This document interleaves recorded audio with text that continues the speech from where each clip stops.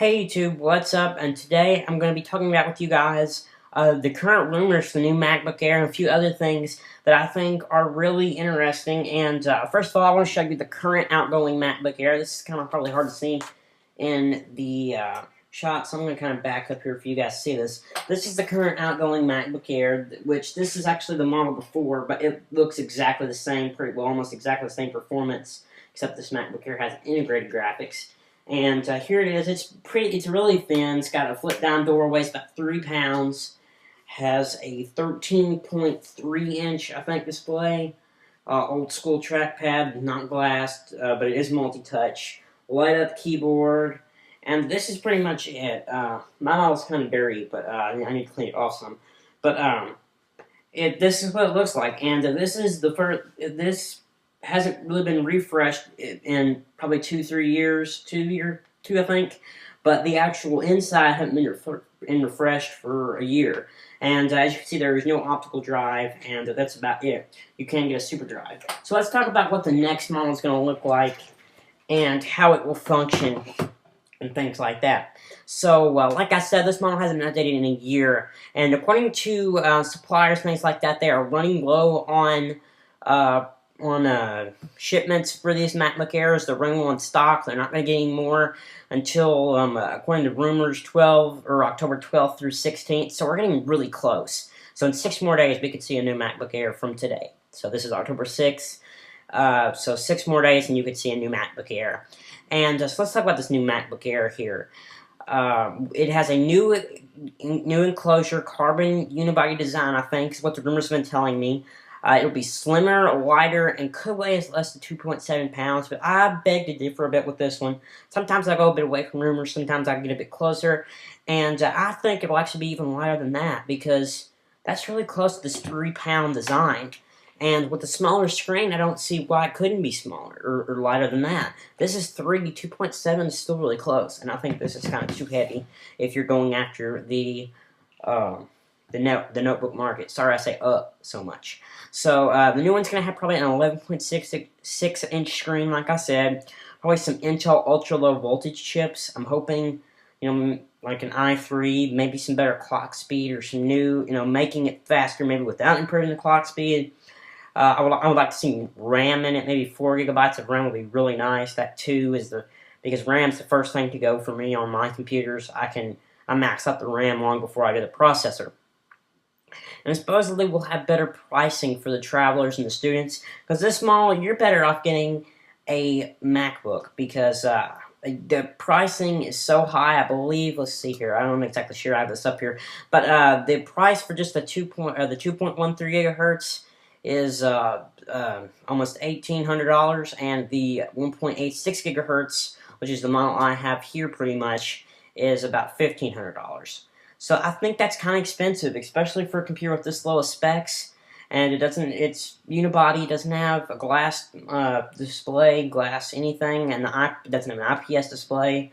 So the viewing angles really suck, not like an iPad or an iPhone 4 like I've got here, where you can see this from pretty well any angle. It kind of sucks. And the next thing that I think Apple will put up with this is the new iLife suite, which is what I've been hearing about. It kind of popped up on Amazon for a few minutes, and it pretty well disappeared, which is kind of cool, kind of sucks. I'm really excited because the current iLife suite is starting to get a bit dry, really starting to get shy on features, especially iWeb. I want more features in iWeb, because I would love to use that to make my Program94.com website, but it's just doesn't have enough features for me to really use it. And I also think a new iWork would come with that. Haven't really heard anything about it. But Apple, more than usually, every time I've seen them announce one, they've announced the other. So they usually come together in one package, and not in the same package, they sell them separately. But they will announce them at the same time. Whether Apple will hold a keynote, I doubt it, because we're getting so close to the times that they're supposed to be announced. But I do think that Apple will announce both of some kind. I would like to see some new keynote transitions. Just tons of different stuff. It's really starting to get a bit dry with iPhoto and iMovie. I haven't used iMovie in a long time. And supposedly, I forgot about this one, supposedly iDVD will be disappearing. I've never used iDVD. It's for burning DVDs. If any of you guys have a Mac, you probably barely know it exists. But I think that some people will miss it, some people won't. And so that's about it. It's a really nice program for making DVDs, and I'm pretty sure some people will figure out a way of keeping it on their Mac. And the last thing is that I forgot again is that all the new iLife suites is going to be 64 bits. So what that means, it's going to run on Intel only. So you guys that are using Tiger or PowerPC, or well, Tiger probably still work, but for PowerPC Macs, you're not going to be able to run these. Unfortunately, I really recommend you upgrading to a new Mac of some kind. If you're using a desktop, I recommend a Mac, or a desktop, I recommend an iMac. If you have a laptop, I recommend the MacBook Pro, or maybe one of these new MacBook Airs if that's what you like. So that's about it. I'm sorry I didn't have more for you guys, but I really wanted to get this out and kind of talk and kind of tell you guys about what's coming up, because I'm actually kind of excited. Will I get one? Probably not. I've got a good MacBook Air. It's only about 3 years old. People usually keep their Macs for 10 years in some cases. So I think this Mac is really nice. It's the first of its kind. It's the first world's thinnest Mac, or it's the world's first really thin portable Mac, I think. And the last thing I would really like to see is more ports. The current MacBook Air only has one little USB port, and it's not enough. You know, you plug on a mouse or a flash drive and you're done, and then plus it's kind of jammed down in there, so some of the bigger USB drives or anything with USB won't work. So that's about it. I hope you enjoyed. Don't forget to thumbs up, comment, and subscribe. And when you subscribe, you're automatically entered to win a $10 iTunes gift card when I reach 250 subscribers. And there's one more thing I want to talk to you guys about, and that is my new wallpaper. Here it is now, which is really nice. I put a lot of work into this. It is 1080p resolution. I'm working on a 720p version. Hopefully it will be out really soon. This one kind of looks funny on a MacBook Pro or MacBook Air of current. But if you've got a big iMac or something like that, it'll look gorgeous. I'm working on a 720p version, like I said.